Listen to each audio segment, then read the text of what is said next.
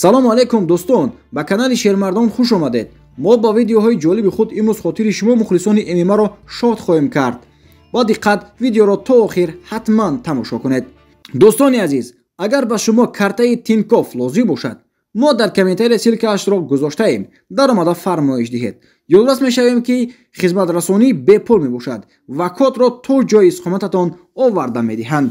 бо воситаи картаи Тинькофф шумо метавонед ба Тоҷикистон то 20 000 бе комиссия маблағ равон кунед. инчунин ҳангоми харид аз мағозаҳо ба шумо бонусҳои гуногун тақдим карда мешавад.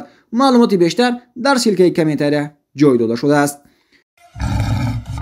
чӣ гунае ки мо медонем, имсол барои варзишгари тоҷик Фаридун Одилов бисёр соли аҷиб шуд, чун дар ҳама муҳорибаҳояш ҳарифонаш бо ягон сабабе иваз мешаванд.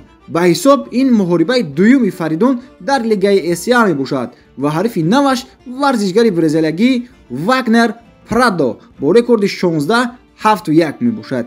имрӯз дар як суҳбаташ Фаридун Одилов оиди ҳарифаш чунин гуфт: ҳоло дар бораи ҳарифам чизе намедонам, аммо тайёр ҳастам ӯро таслим кунам.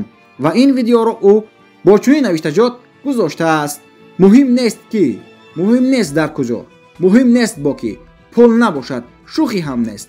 ёддас мешавам ки Фаридун Одилов 9 март дар вазни нимвазнӣ дар турнири СА 153 бо Вагнер Прадо вомехӯрад. аз сабаби травма гирифтани ҳарифаш Фаридун дар гран-при баромад намекунад ва муҳорибааш рейтингӣ хоҳад шуд. ҳарифаш Вагнер Прадо 36 сол дошта дар лигаи СА 2 муҳориба гузаронидааст, ки дар ҳар ду мағлуб шудааст. 4 декабри соли 2021 бар зидди Элхан Мусаев муҳориба карда буд, ки дар раунди сеюм шикаст хӯрд. бояд гуфт ки дар ҳамин турнир Элхан Мусаев бо варзишгари дигари тоҷик Абдулҳамид Давлатов муҳориба хоҳад кард.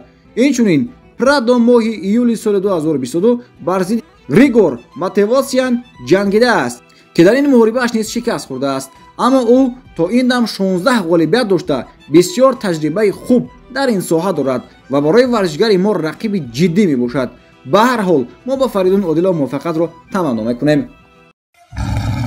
Хасбулло хабари яке аз маҷаллаҳои машҳури Русия Forbes дар 3 соли охир наздик ба $150 миллион даромад овардааст.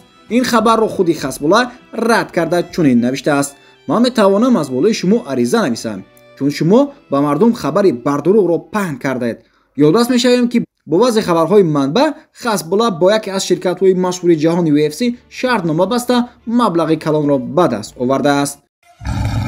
Чарлз Оливейра ва Бенил Дориуш дар UFC 288 рақобат мекунанд. муҳорибаи номзадӣ дар вазни сабук байни Чарлз Оливейра ва Бенил Дориуш дар кадри нави UFC 288 замъ шуд, ки 6 май оғоз мешавад.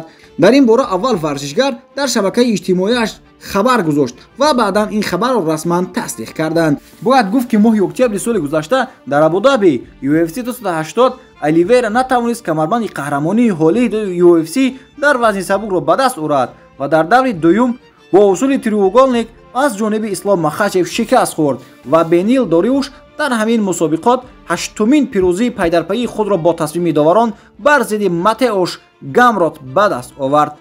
Оливейра ва Дориуш ҳоло дар вазни сабуки рейтинги UFC зинаҳои 1 ва 4-ро ишғол мекунанд. дӯстони азиз, ин буд видеои омода намудаи имрӯзаи мо. то видеоҳои баъдӣ хайр.